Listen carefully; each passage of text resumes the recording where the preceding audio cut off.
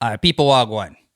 So the topic here, yo, I'm kind of conflicted about this topic. I swear. Right now, I record the video. I don't even have all of my thoughts together because I am so conflicted.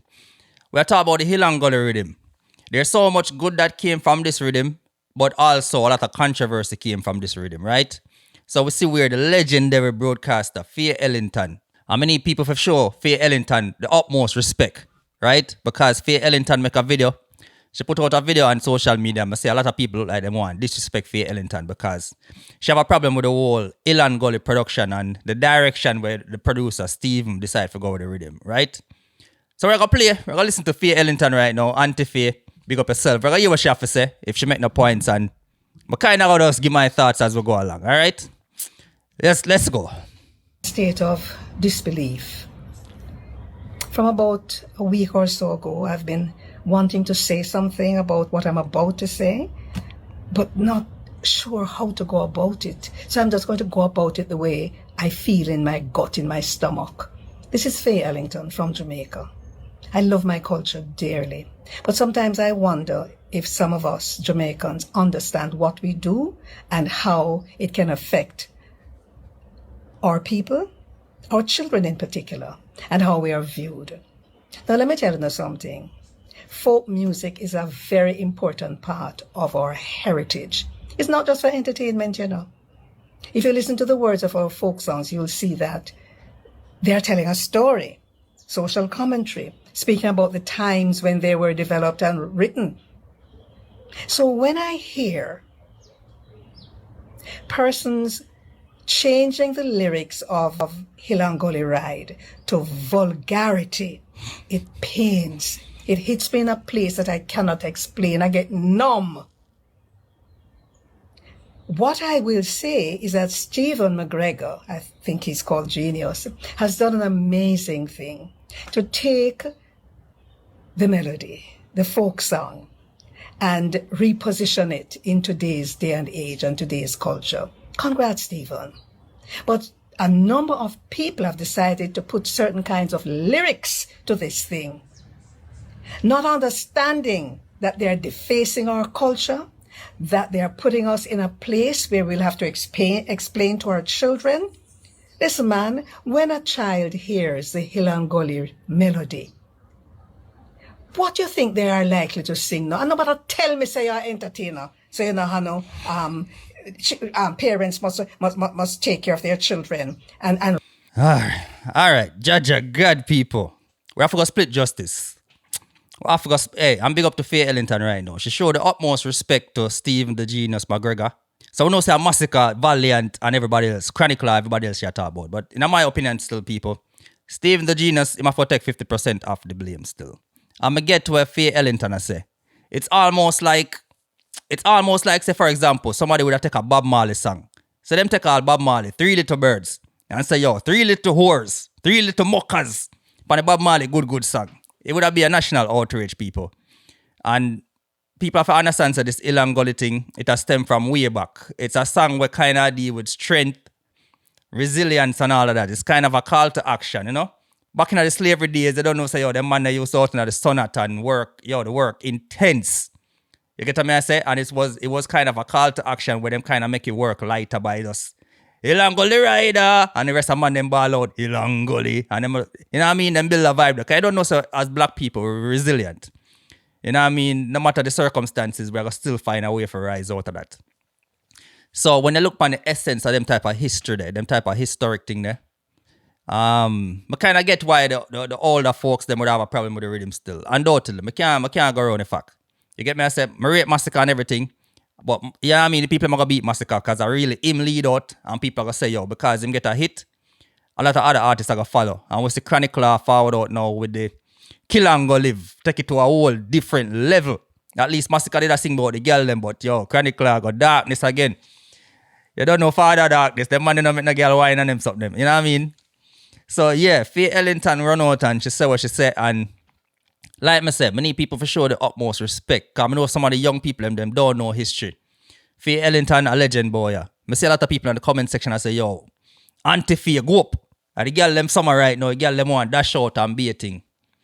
But me gotta split justice people. Honestly, yo. Me know say yo, the song them bad and everything, the song them nice and everything. Masicka find a hit. Can't go around it. But I feel like them kind of drop a ball still. Because them they have an important opportunity for kind of bridge the gap between the young and the old people. Because the old people them hear it and instantly the sound so infectious because it's like nostalgia. When they hear the rhythm there, it take you way back.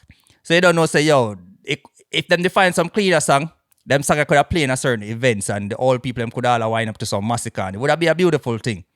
So I feel like them kind of drop a ball there so. But then again, it's art and creativity. Stephen the Genius couldn't really...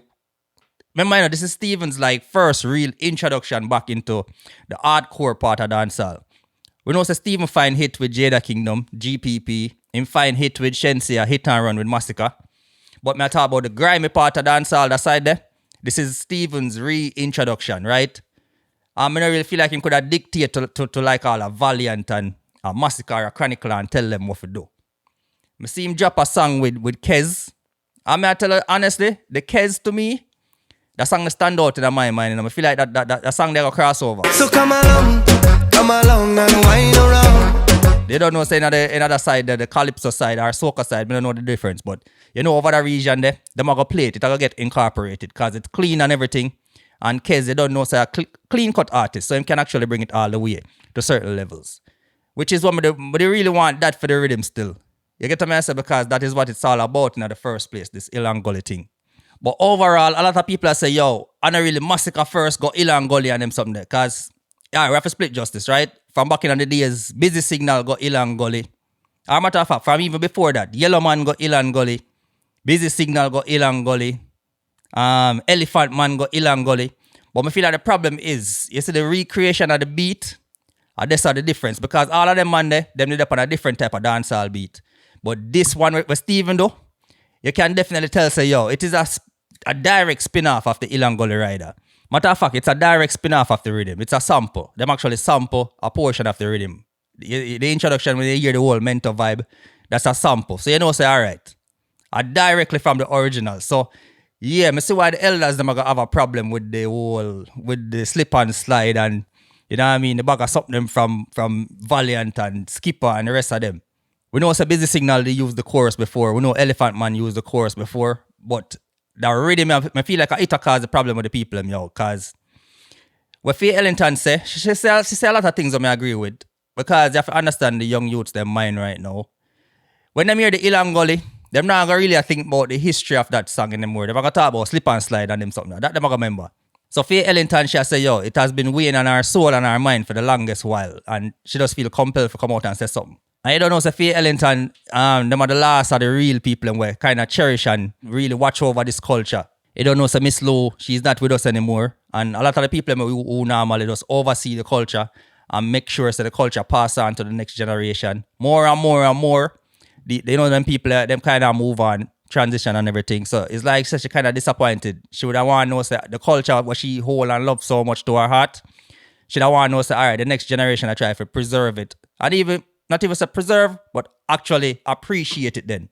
Because you can tell say these people, they appreciated it and what it do for them, for parents. The strength where it give them to actually pursue and reach to the point now where we have freedom and able to move about. It's like, should I want to know, say, yo, this generation kind of look on it the same way or them look on it, you know? Instead of we kind of take it for a gimmicks thing and Ray. But I want to go as far as to say, all right, we're going to bash Masicka and we're going to bash a Chronicle and we're going to bash all of them. Man. Because at the end of the day, you know, these people, they're artists. I have to say right now, it kind of spark conversation. Much needed conversation. Because at least now the younger generation can start with their own research and kind of figure out where to come from still. Remember, you know, the damage is already done. The song already hit. You can't take it back. The song already infectious. Everybody know the chorus. It's in everybody's brain already. So, I feel like right now at the perfect time now where the schools them need to try for kind of enforcing the youths them say, yo, you don't need to understand the history of the song too and the meaning of the song behind it and pay respect to it and homage to it and not just feel like you're going to just replace it. Because I feel like that Faye Ellington kind of worried about to say, yo, years, remember say, yo, decades, centuries worth of history right now are going to be replaced by You know what I mean? Vulgarity, as she put it. Like me saying to people, I'm kind of conflicted about it, because you don't know, say, yo, we done dog on everything to that song there already. Can't take it back. What for do?